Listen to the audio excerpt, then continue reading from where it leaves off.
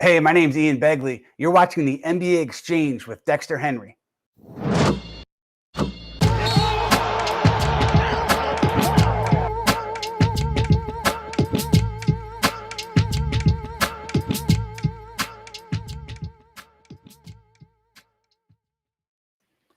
Welcome, everybody, to the Wednesday edition of the NBA Exchange. Obviously, it's our first show for the month of February since we were gone all of last week. But we are back with so many good things to talk about. Now, a lot of the stuff you're going to hear about is about the NBA trade deadline. That is coming up. We will talk a little bit about trades on the show, but just want to let everybody know tomorrow at noon, we will have a special live Thursday show. A little Ain't Hard to Tell podcast / NBA Exchange crossover, in which we will be talking about the upcoming trade deadline a couple hours before it. It's already been busy and active, and hopefully there will be more for us to talk about. One of the people who will be joining me on that show is my guest who joins me on the show every Wednesday here today. That is my man, Jarod Hector. Jarod, what's up, man? How you doing? I'm good, man. How are you? Happy Black History Month to you. That's right. That's right. Black History Month off to a good start for me. You know, you saw Brian Flores out there representing for the people with the NFL. How to make it be known out here in this Black History Month. Yeah, and what we're gonna be discussing today, I think, is apropos for the fact that it is Black History Month. Yo, I think so. I think so too. Obviously, I think it should be noted as is Black History Month. Black creators like myself and Jarod. I think it's always a pleasure to have us together in the same space, being able to do that. We need to see more people doing that around the NBA still. There's still ways to go in that. So as we talk about diversity and inclusion, so that's always dope. Glad you are well, man. I told you I took a trip out to the West Coast last week. I was in Utah. I was in Reno, Nevada for a little bit in the surrounding areas, looking for some ranches for you. In some of these spots that I know you're looking for. Yes, people, Jarod is looking for a ranch. Yes. He's disclosed to me. Yes, I would listen. I found myself getting into that Yellowstone in 1883, and then whenever you start watching these shows, at least for me anyway, you start thinking, you fantasize oh, it might be nice to actually own a ranch. But here's the thing. I ain't trying to do no ranch work, okay? I don't want no cattle. I'm not doing none of that. I just want the land to do what the hell ever I want to do, and I have nobody else around me. Yeah, you know what? No judgment today. I have no judgment to that at all. You just want the land and the space. Yeah, man. Gerod's not really here for the work. We've had a good laugh about that recently. All right. But I want to get into this and let the people know. So Jarod and I we have conversations off the show all the time about basketball, analytics. I think if you've watched the show, if you've watched other content that we've been on, I think it would be safe to say, Jarod, and I don't think I'm out of turn, is Jarod likes to use the numbers to support what his eyes or is allowing him to see on the court. He's very been that. So we've had plenty of discussions around analytics. But over, I would say, the past decade or so, there's been a rise in NBA basketball with analytics being used by a lot of coaches, players, front offices, of course, to use this. So, Jarod, I will ask you this. As somebody who uses the numbers, looks at advanced stats to help you understand what it is that you're seeing on the court, what have you thought about the rise of analytics in the NBA? And we can even talk sports in general and how it's been used. I mean, it's interesting, right? Analytics in and of themselves, it's not anything different or new, right? It's just a new way to quantify what it is you're actually watching, right? So if you want to look at basketball as a sport that we're talking about here, right? When we were growing up and we were young, the things we looked at were points per game, rebounds, right? All the traditional counting stats, right? Same thing in baseball, right? Batting average, home runs, RBI, right? All those sorts of things. But what we've realized over time is that there might be a smarter way to talk about this stuff, because those raw counting numbers don't give you context, right? All 40 home run guys aren't the same, just like all 25 point per game guys aren't the same, right? How are you getting those 25 points per game? Is it efficient? When is it happening, et cetera? Are those 25 points helping your team actually win games, right? All the different things that we look at. And so in terms of analytics, I like it as something to use to help you tell a better story, for lack of a better phrase. The one thing we have to look at is the over-reliance on it and doing it to the exclusion, right? And oftentimes that's what happens with human beings. Our brains work in binaries, right? It's either or. I'm left or I'm right. I'm fat or I'm this. I'm this or I'm that, right? Like that's generally how our brains like to operate. But the world exists in multicolor, right? Like there's nuance. This is Wednesdays with nuance. NBA is with nuance on Wednesdays, right? Mm-hmm. There are different components to it. And so I think if you don't have the context, it runs into a similar story with analytics where you're just relying on numbers and you're not giving proper context. Yeah, no, you're absolutely right about that. And it's interesting because there seems to now be this sort of either you're pro analytics or you're anti-analytics. And sometimes it seems, right, there's no, as you were saying, there's no in between. You had pointed out to me, and I want to bring this up for our viewers on the show. You had pointed out to me some comments that Isaiah Thomas had tweeted about recently that I thought was really interesting for us to talk in terms of analytics. So I'm going to bring it up for people so they can see. And Isaiah Thomas said, the marketing of analytics in the NBA has convinced coaches and players to think and play the game the exact same way to achieve accurate measurements. Some players and teams would be better off playing a different style. I found this interesting, Jarod, because one of the things we've seen through analytics, and I will put it specifically on this, is the value of your shot, right? So it's better to get shots closer to the rim. Obviously, the highest percentage shots you can get. And then three-pointers have become increasingly more valuable as players have become more skilled with that. And the mid-range shot has decreased in value because they're sort of the not really toughest and distance shots to take, but they just don't give you the highest percentage of rate of return, shall you say, if you're looking at that. What did you think of Isaiah's comments here regarding analytics? And I think he used an interesting word there, which was the marketing of analytics, which was rather fascinating to me. What did you think of his comments here? First, I thought they were interesting. And I first want to say this, this is one of those things where I think we need to not do the thing where we kill the messenger because who's saying it, right? Take away, the things we know about Isaiah Thomas as it relates to his tenure with the Knicks and all those type of things that we know were not positive. Okay. What I will and can say about this man is, one, as we know, hell of a player, Hall of Famer, one of the all-time great players to ever play this game. Two, he has a very keen knowledge and understanding of this game, not only in the era that he played in, but in the era that is going on right now, more so than many of the other older heads like your Charles Barkleys, etc. Right? Like Zeke actually speaks the game at an intelligent level. And I thought there was some definitely interesting points in his remarks in terms of the marketing of analytics, right? In the sense that the way that it is presented, right, by people, it is analytics is just threes and layups, right? And that's not exactly true, but that is how it is marketed, right? That is how the people who control the basketball narrative talk about it, right? And who controls the basketball narrative? Those are your TNT shows, right? That's Chuck and all these guys, right? That's Stephen A. Smith on ESPN. That's Nick Wright on FS1, right? These types of shows, these talking head shows, drive the narrative and conversation around basketball. Why? Because they speak to the casual fan. And the casual fan is the larger block of fan bases that we're talking about here for sports in general. Diehards, right, are not the people that drive the conversation. They just aren't, right? Because diehards are smaller in number, right? Because if you really think about it, if you really go deep into diehard basketball fans and what they talk about, and you watch these shows, those two things do not line up. What they're talking about, the diehard group, and what happens, it's not the same thing, right? And so I thought that was very interesting by Zeke, and I have to agree with him in that sense that the way the game is marketed now, with the way it's spoken about anyway, people have a misconception about what analytics is, and it's now causing coaches and teams and GMs to do things in a similar way, right? Again, I talk about context. You need to be smart, right?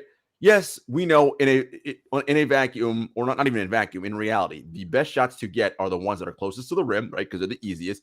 And it makes sense to get free throws, right? Because get your team into foul, get the opponent into foul trouble, you get free points at the basket with no defense. Of course, that makes sense. And then threes are the highest shot in the game in terms of the most points they can give you.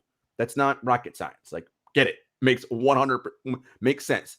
Where you have an issue, though, is when you have GMs and teams who are not smart about how they construct their teams, just copying and saying, oh, we got to just shoot more threes. Or it's like, okay, you do, but in what context, right? Out of the flow of what? How are you generating this more threes? Do you have the roster construction to do that? Right? Like, I think these are the things that, again, it's not just, all right, layups and threes and free. Yeah, sure. But how do I get that? Do I have my team constructed properly enough to do that? We always say in sports, Dexter, it's a copycat league, right? And it's true.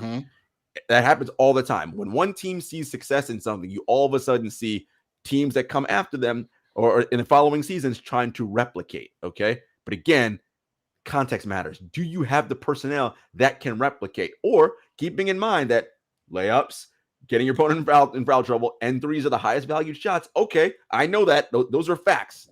Those are indisputable facts. How do I get this roster that I have to make those things happen? Right. There's got to be some nuance involved there with that. So, Zeke had this quote.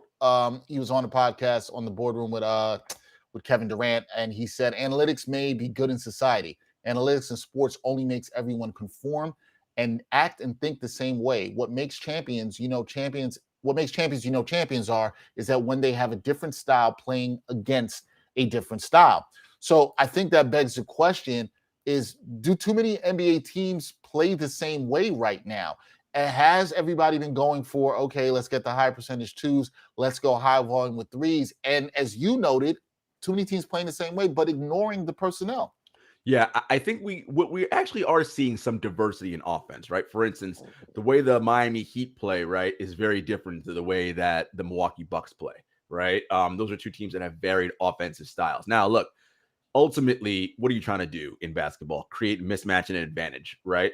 How do I get my best players to be in the most advantageous position on the basketball court? That's ultimately the game that you're trying to play. Now, the way in which you create that recipe or that soup at the end is different, right? And the smartest coaches, Eric Spoelstra, Ty Lue, etc., they all do things differently, and this is no shade to your guys, but you look at a guy like Tom Thibodeau for your beloved Knicks, right? You have a specific kind of roster, but Tibbs coaches in a specific type of way. Well, maybe the roster he has doesn't actually fit the way he likes to coach, right? And that's the thing. Coaches need to be like, it's not so much about, no, this is my system, I'm going to bend you to this. More so, I have a general basketball philosophy. However, these are the ingredients I have. How do I make these people the best possible versions of themselves to ultimately get the end desired result, right? There needs to be some more malleability there. And I don't know that enough coaches have that, right? It's too much square peg, round hole. And so you do see some sort of you definitely see some sort of sameness happening, and it's typically with teams, right, that don't end up performing well that do that, right? But the teams that realize what my roster is, what my strengths and weaknesses are, they can adapt and figure things out. Again, shout out to our boy Brian Fonseca, who loves the Heat. Yes, he does. Spoelstra is able to work with generally whatever he has, right? And he figures out a way to make it work, right? They didn't have Jimmy and Bam for most of the first half of the season, yet they're number one in the East, right? Like they just figure things out, right? They're able to shift and mold. Ty Lue, Coach Thor talks about this all the time. No ego. This isn't working. Scrap. I'm going to something else, right? That whatever's going to get me to the end result, that's what I'm willing to do. And I think you need to see more of that from coaches. No, I think you're right about that. I think the other thing that comes up to me when I think about it in terms of analytics, and you and I have had other conversations on this show about this, is player development, right? So if you become too married, and Isaiah Thomas talked a little bit about this as well too, which is that sometimes players are doing things that aren't really in necessarily for their skill set, but this is what the team wants to do because they're following this analytical trend, and therefore they're having the team do that. What do you think about how this, because in one ways, analytics, if you look at it, could benefit player development, but in another way, it could also stunt player development. Yeah. I would think the good organizations, there's a fine line between that, and they know how to toe that line. There's a happy medium, right? That's the saying, again, and I hate to keep bringing up your Knicks, but the example I'll go to, it's fine. And we don't know the context, but it was Julius Randle yelling at a dude on the sideline with the Knicks that had a computer in his hand, right? Right. And he was clearly trying to show him something. What? I don't know. And I don't know what the relationship is. And then he just kind of slams the laptop shut because he didn't want to hear what he had to say, right? That was funny, and everybody got memes about it. And that's kind of a way of like, see, analytics versus like, again, I have no idea what was said, what the back and forth was. Who knows what that was about? However, right, what is the way in which players and the teams can develop a trust system. That's what this is about. It's about trust. The reason why players either balk against something or vice versa is because you haven't done the work to establish trust, right? If trust is there, players will listen to whatever the suggestion is or whatever, right? But if you don't have that trust established and you try to tell me, okay, you need to do X, Y, well, why am I listening to you? I've been doing this. I was an all NBA guy last year. I was whatever. I don't need to do that, right? So I think it's about understanding, okay, my goal here is for you to be as successful as possible, right? To put you in the best possible position to succeed individually within the concept and the framework of having the team be the best version of itself, right? And I think and that's the thing, Dexter, so many teams are just bad at this, from player development to roster construction to communication to all of it. A team is an ecosystem like any other corporation, right? When you got bad leadership, bad communication, no trust, it's dysfunctional. That's just how it works. Yeah, I like that you make that point because it is more about the numbers. In some way, you could look at it and say, how are so many teams so bad at this? And you're right, because we've talked about this before. You can count the teams probably on one hand that you think are really good at the player development, that are really good at the future stuff. But the thing is, you look at it now and you're like, but you have more data than ever before. So you would think there would be more teams better at this. But that's not exactly the case. And really quick, Dex. Yeah, go ahead. Yeah, sure. Not to cut you off. You realize as an organization, I have to bring analytical people in here. Agreed, 1,000%. Right. Who are these people? What is their experience? What is their communication style? How do they fit within the overall mission and vision of your organization? Or are you just saying, man, we got to get some analytics guys in here and check these boxes? Like, well, I mean, what? Okay, cool. But how does this help? Again, this at the end of the day, it's still a people business, right? You have dudes on the court that have to figure out a way to work together to achieve an end goal. How does that fit in with this? How do you marry them? And I think too many teams think about it siloed. It's like, oh, you don't have the 30,000 foot view because you need the macro and the micro. Too many teams are like, all right, yeah, we got to get analytics guys. Just get that, put it in here, see what happens. It's like, that's probably not going to work. No, you're right. And that was the point I was going to make too, right? Is the people stuff matters here. You can't how things work. And this is across any business. This isn't just the NBA. This isn't just, whatever corporate business you're looking at. The people stuff matters, how it's connected, how it all works. So I guess the thing is, look, you're going to have your detractors, Jarod. You're going to have people that say, analytics are bad for the game. You talked about the Julius Randle example, and people want to use that as some sort of watershed moment around this, where I don't think that's the case. Right. Do you think analytics is helping or hurting the NBA product? Or is it more of what you just mentioned before, that it's like, let's look at how we can make this work with people? Is that the missing thing here when we talk about analytics? Absolutely. Numbers can't hurt or like they're just numbers. They can't do anything to you, right? It's just data. It can't do anything to you. It's about the context in which it is provided, right?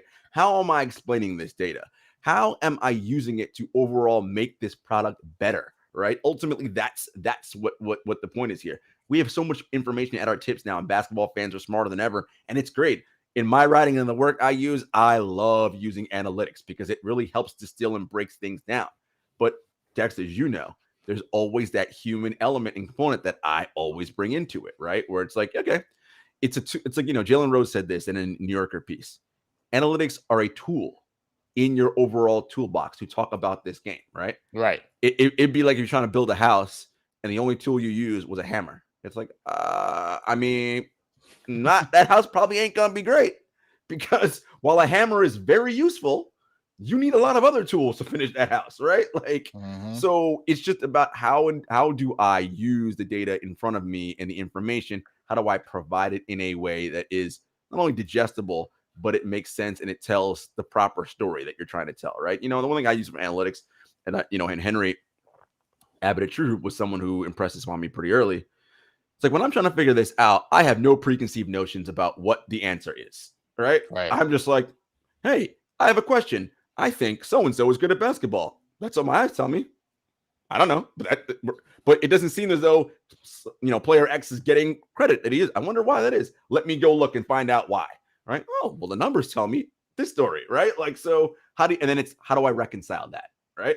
So but again, human beings, what did I just give you? I gave you 3 steps. Most people don't want that shit. They just want to know who's good, who's bad. Nah, this dude sucks. Like, and it's like, all right. I mean, cool. It's fun for barbershop, and those first take shows that we don't do that here. But if you want to do that, go ahead.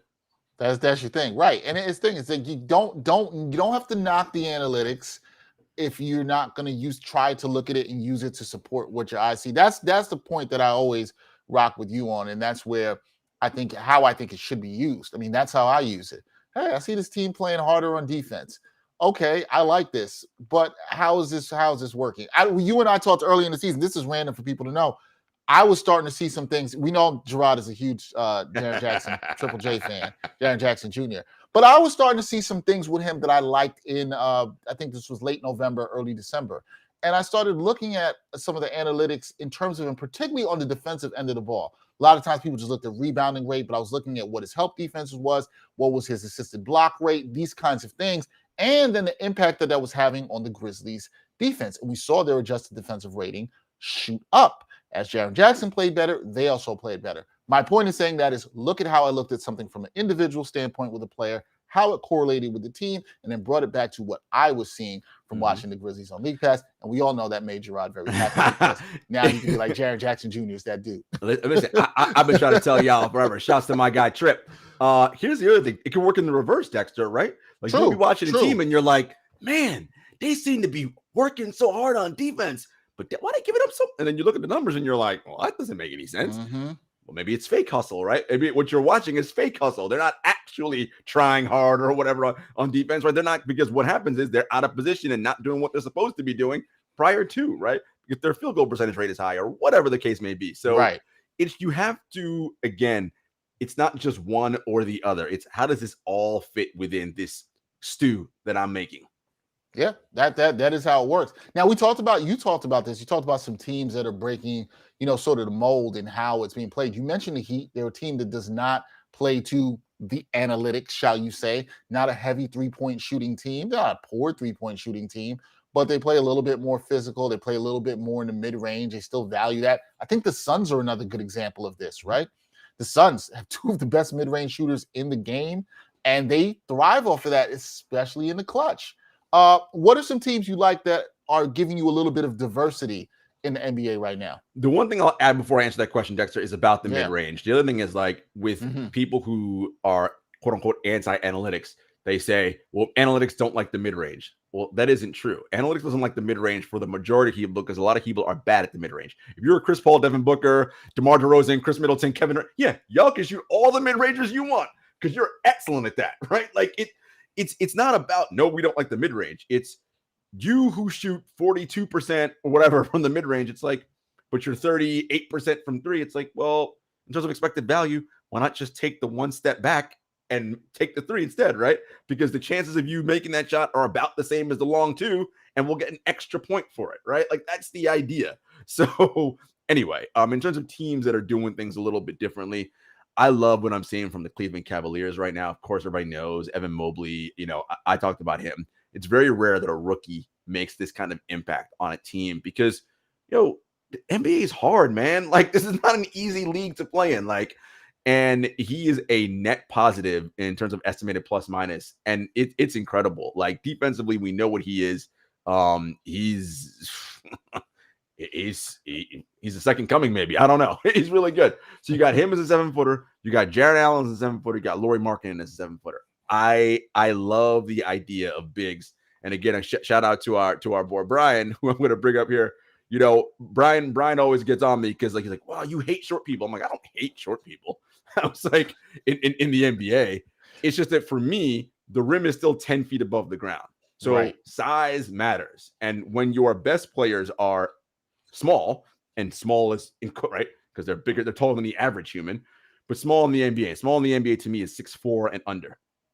When you have to consistently rely on 6'4" and under dudes, that just makes it much harder for you, particularly when you're going up against teams with rangy Pascal Siakam type Velociraptor wings all over the place. That's a lot of arms and length for you to deal with, right? And for me, the future of basketball ultimately is now, Dexter, tall people who are supremely skilled, right? Like we're going to come to a point one day where you're going to see, maybe not all as good as him because, he's one of the all-time greats, but you're going to see teams full of Kevin Durant's, right? Where it's just nothing but, and I don't mean as good as him, like, again, just dudes who are 6'10 or taller or 6'9 or taller who can pass, shoot, do all the things that traditionally back in the day, only small people could do, right? Big people, get your ass in the post, you rebound, you do, no. You can shoot the three, you can dribble, you can be a true triple threat. A team with that kind of length that is that skilled, that's a nightmare. You just made Brian Fonseca very upset here because what he's saying is he can't root for the short man anymore. And now, if you are a 6'2" guy like myself playing ball, you might be out of work. And that's who Brian identifies with. So he's not going to be happy if you are unemploying the short man in basketball. Listen, there's always going to be like, quote unquote short men in basketball, right?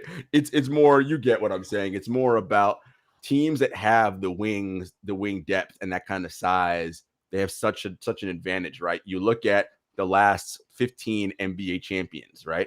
Mm-hmm. They're on every team with the exception of the 15 Warriors. Their best player was a wing player over 6'7", right?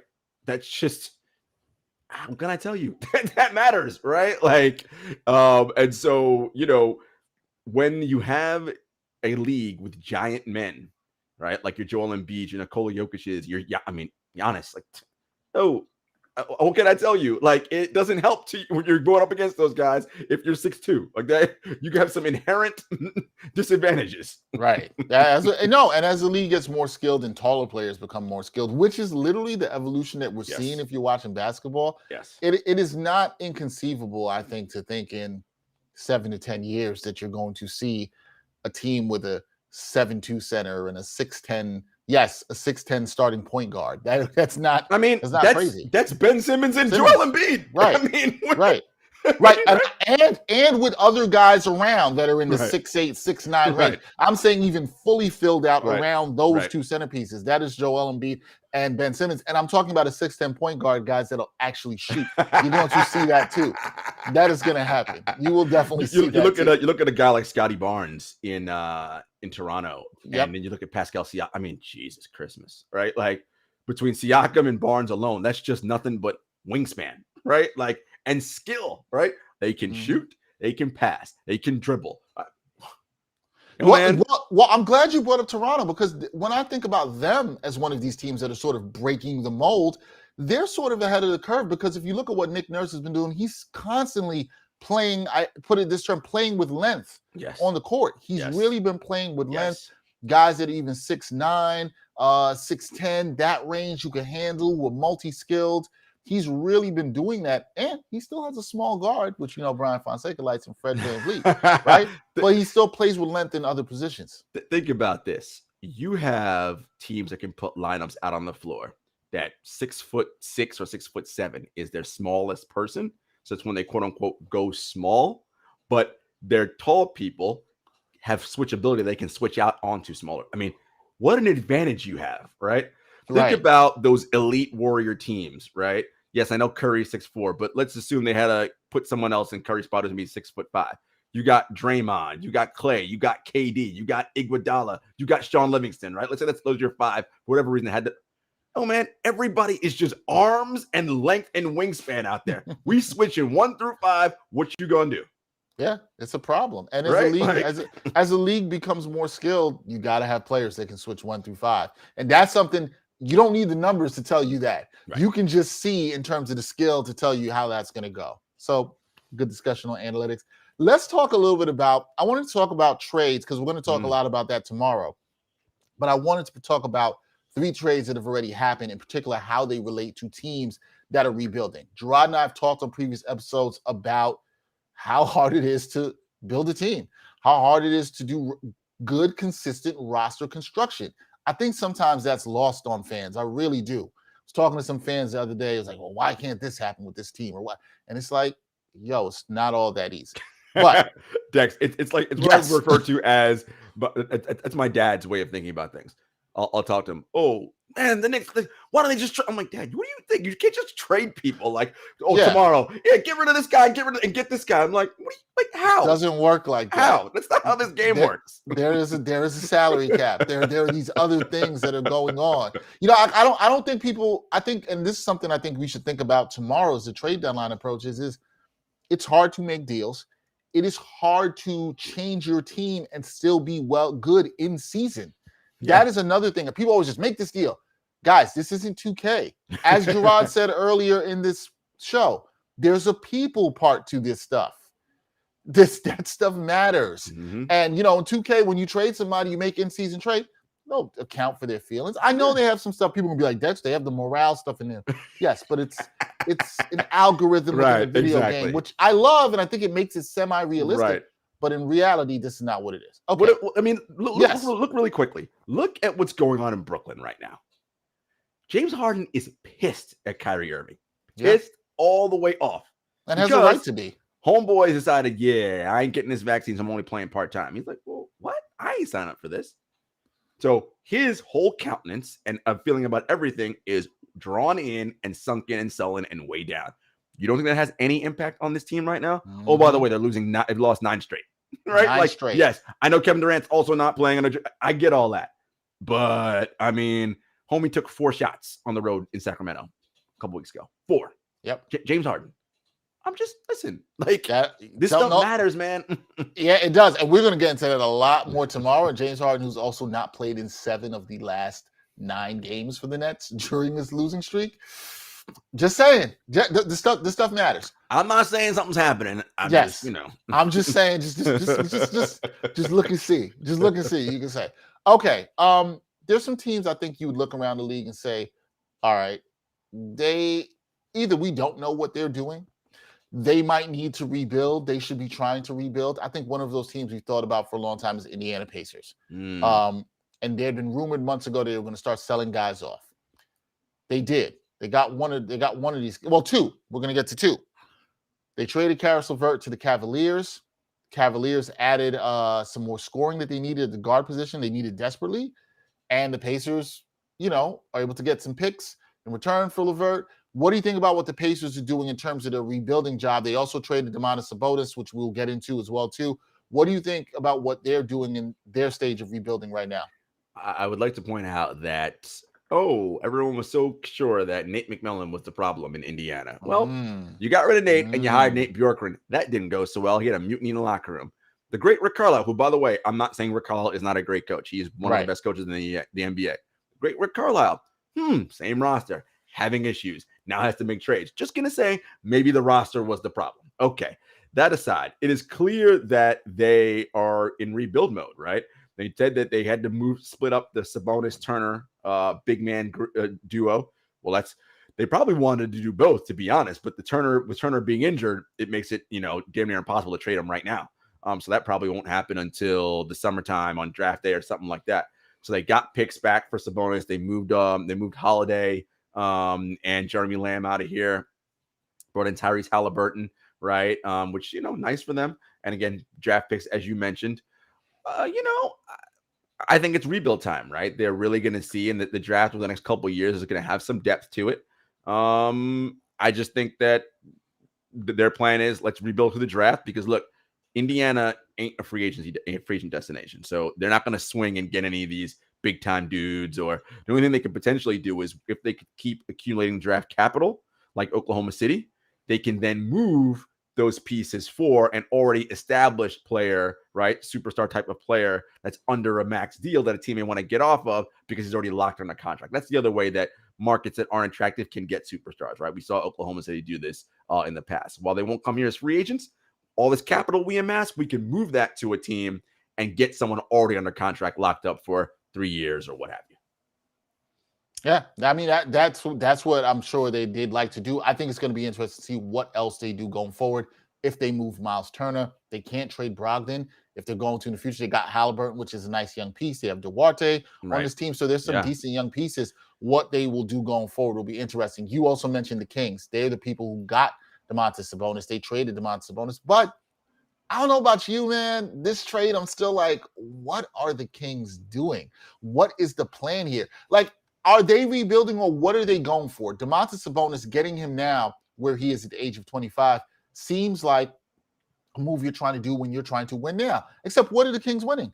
They're 20, they're 20 and 35. They're in the 10th spot in the Western Conference right now. What are we playing for? To maybe win a play-in game? First of all, Domas is my guy. Always love this game. Yes. I feel so bad he's gonna be stuck out in Sacramento. Me too. Look, we talked about this. There are some franchises that are just not good at this. They're just not. And Sacramento's one of these teams, right? They've had 3 head coaches in the past 5 years. It's a revolving door there. I just don't know what it is they're doing from a team develop. Again, I say this all the time. It's not like a broken record, but as an organization, again, what is your mission? What is your vision? Okay, we want to be a championship contender. Okay, cool. What are the habits and the behaviors we're going to undertake as a group to make that happen? You got nothing on me, right? You're not going to have that if your coaches keep moving, GMs keep moving. Like every player you miss in the draft repeatedly, over and over and over and over. I said this yesterday to Jen on the 7-footers. I was like, or off air, I was like, the Kings are so bad as an organization, Dexter. I think if they drafted LeBron or KD, they would have messed that up somehow. like that. Like that's how bad they are. They would have found a way to mess up 2 all-time great players. It'd have been they would have screwed it up. Like those 2 wouldn't have been as good for some reason. As good as they are, and we always believe that no matter where they would have gotten drafted, they'd be good. I think the Kings are the antidote to that. It's like, nah, they would have messed it up somehow. Well, you hit the nail on the head there too. No stability in the front office. There seems to be no direction and plan.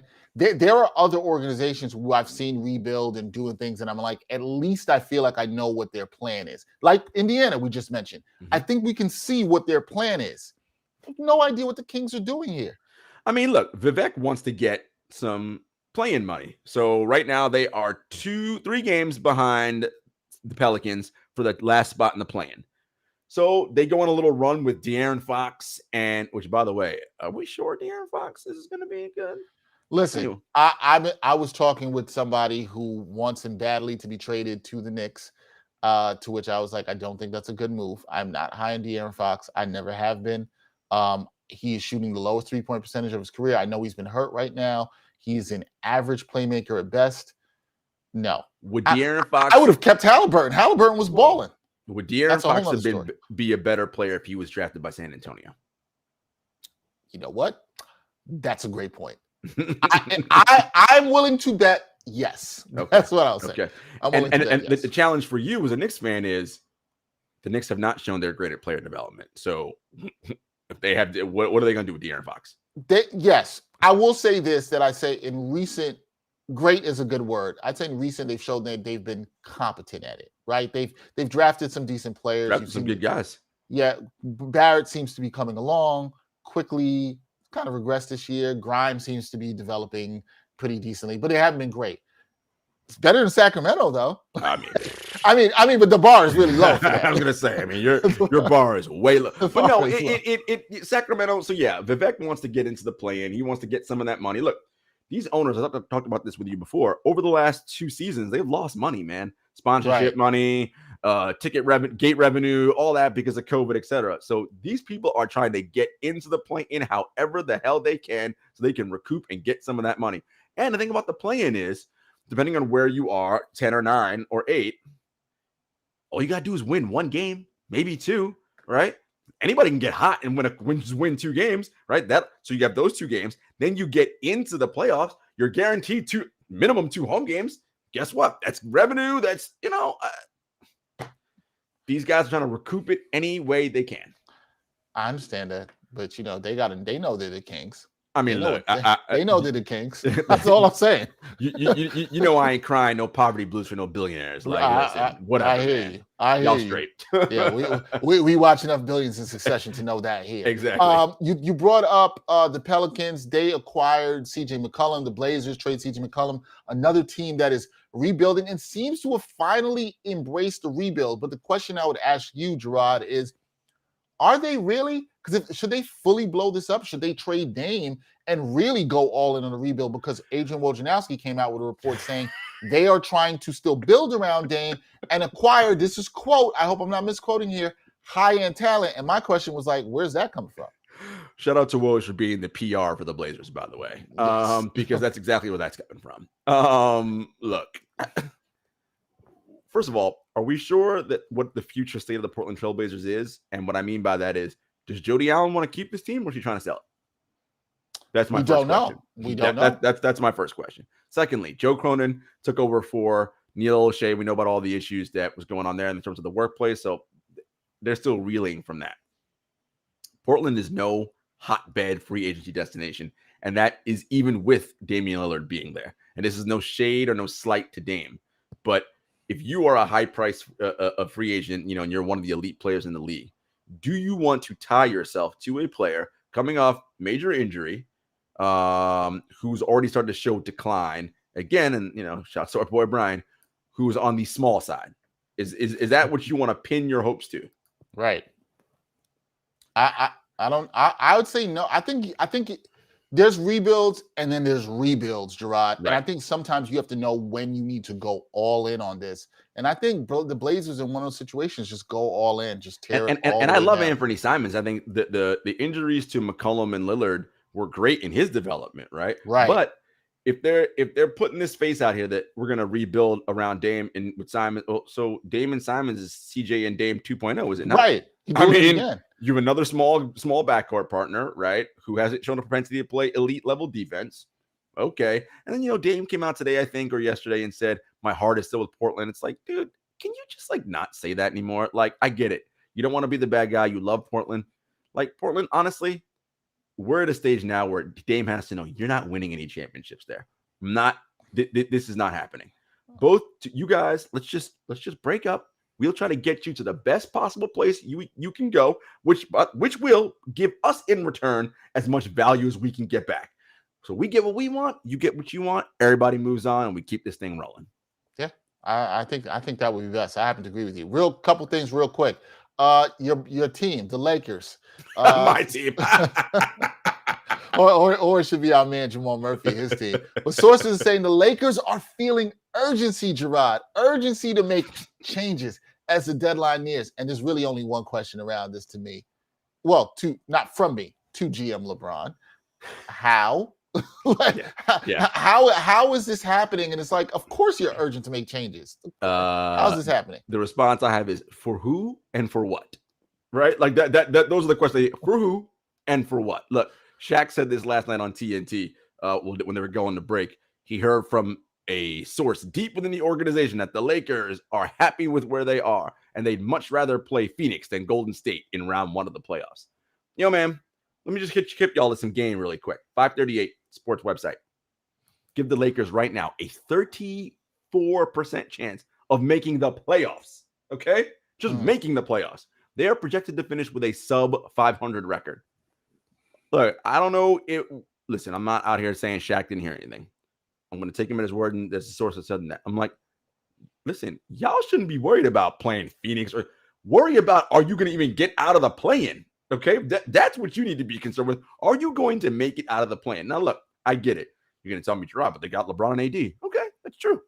LeBron and AD, if healthy, they can be the best 2 players on the floor in any series they're in.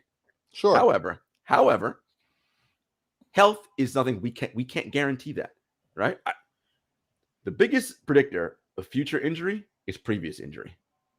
LeBron has been nicked up every year since he's gotten to LA. Man, he's 37 years old. This is what happens when you get to this stage. Anthony Davis, not over 30 yet, but this is now his 5th consecutive season where he has missed part of it due to injury. Look, man, I don't know what to tell you. Like, so you're asking me to make a bet on those 2 guys being in tip-top shape at the end of the regular season, and I can't do that. I can't do it. You're also asking to bet on Russell Westbrook contributing, who's been a mess and disaster out in LA, and that's a whole other thing. But we'll get into that no more. But look, the urgency is there. The urgency is there in Hollywood. They're looking to make changes. I don't see how it's coming. For who is of value that anybody wants on that roster? Laker fans are going to tell you your man THT. That's what they're going to say. Whose man's? No. No. That's what Lakers are going to say. All right, real quick, because tomorrow, as I want to let everybody know, again, we are going to be doing a trade deadline show here. We'll be live at noon talking about the trade deadline. Hopefully there'll be some more trades and what's coming up. But Jarod, what are some NBA trade deadline deals you want to see? I'm going to keep mine short. You know what I want to see? What do you want to see? I want to see get messy down with Philly and Brooklyn. Let's get the deal done. We've had all this drama. We kind of concede. Not saying that we know James Harden doesn't want to be here. Let's get that messy deal done. Yeah, what would really be? Yeah, just get it. I want him. There's gonna be so much drama if that happens. Just get it done. Just get it done. It's funny. I said this on 7 Footers yesterday. Episode out today, by the way. I said to Jetta, shout out to Aaliyah. We need a resolution. That's all. That's what I want to see. Hey. We need a resolution. That's what I want to see for every team. Whatever their internal issues are, I just want resolution, right? In whatever form or fashion that be. For some teams, that's just getting healthy, right? Honestly, for Brooklyn, you know what y'all need? Y'all just need, Kung Fu Kyrie to get the vaccine, and y'all need health because, again, that team healthy and playing in the 19 games they played, 16-3. Their net rating is ridiculous. We saw them in the first round against the Boston Celtics. Yes, look, Celtics, whatever. Right? Yeah. I mean, when those three are playing at a peak level, man, with the rest of that roster, y'all ain't got nothing, right? You get shit without the peak three, right? With Kevin almost damn near by himself and a hobble James Harden, took the champs to 7. So I mean, so what it's like if all three are, but that may never happen in the history of their grouping. They may never play a full playoff run, all three healthy together. Them's the breaks. Yeah, we need a resolution because people on these teams like Aaliyah rocking the boat. That's what they're doing there. So if you like some Aaliyah like me, you get the song references. We are going to take a very, very, very short break. When we come back, we're going to give you our NBA picks for Wednesday night. Hopefully I didn't steal Jarod's teams again today. We'll see about that when we're back on the NBA Exchange. Are you looking for a better way to play player props or daily fantasy sports? Well, look no further than Prize Picks. Prize Picks is the leading over-under daily fantasy game. Why? Because it's so easy to use and win. You can make your picks in under 30 seconds and win up to 10 times your money in one day. Right now, we have a special offer for our viewers and listeners of the NBA Exchange. All you got to do is sign up now and use the promo code NBAEX. Prize Picks will match your first deposit up to $100. Yep, that's right. They'll match your first deposit up to $100. So, join the over 150,000 others who found a better way to play and download the Prize Picks app today.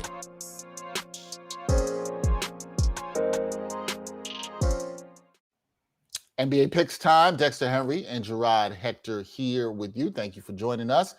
Be sure to check out Prize Picks. We got some promo codes going on. You saw the one NBA EX. There's also one for the 7 Footers pod. 7 Footer. You should check that out. Multiple ways for you guys to get that money. Free money. Get that money. And now we're going to try to hopefully help you win some money. Jarod, light schedule tonight in the NBA. Let's just keep it real. These games ain't great tonight. They're not. They're not.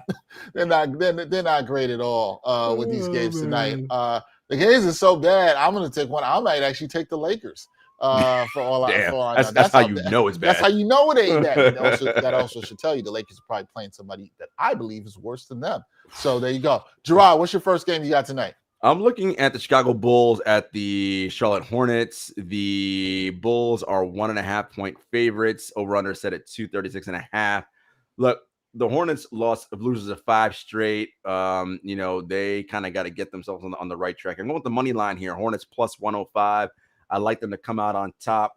And I like LaMelo Ball double-double plus 135. And double-double for me will come in points and assists. I see a 20-10 game for him tonight. And Hornets getting off that slot. That's not I like that pick. Money line at home for the Hornets, trying to end the 5-game losing streak. Not bad. We talked about the Lakers. I'll give you guys my first game. It is the Lakers. They are in Portland against the Trailblazers. Blazers, obviously a lot of change recently. Made multiple trades in the past 5 days. So a lot with roster change going on there. The Lakers, they said there's urgency for them to get changes. But you know what there's also urgency for, guys? Urgency for them to get a win. Sure, they looked good against the New York Knicks, who have looked terrible on Saturday night, right? But then, here's the thing. LeBron James talked about getting ready for the Milwaukee Bucks. And what did we see against the Lakers and the Bucks, Jarod? We saw Giannis giving it. Yeah, go ahead. You can say, Jarod. Listen, he gave AD that work. Woo. Listen, I say it all the time, man. Like, listen, at some point, Giannis is who we thought AD was going to be, right? And listen, man, if Laker fans want to, we're gonna go to the listen. AD got to play like that dude all the time, and outside of that bubble run, we ain't seen it. We ain't seen it. We haven't. So with that being said, I think the Lakers are a little bit annoyed, obviously, off of last night. LeBron James coming out and saying that we are not on the level of the Bucks. Yeah, we knew that. We definitely knew that for sure. But the Lakers here are 8.5-point favorites. So here's my thing.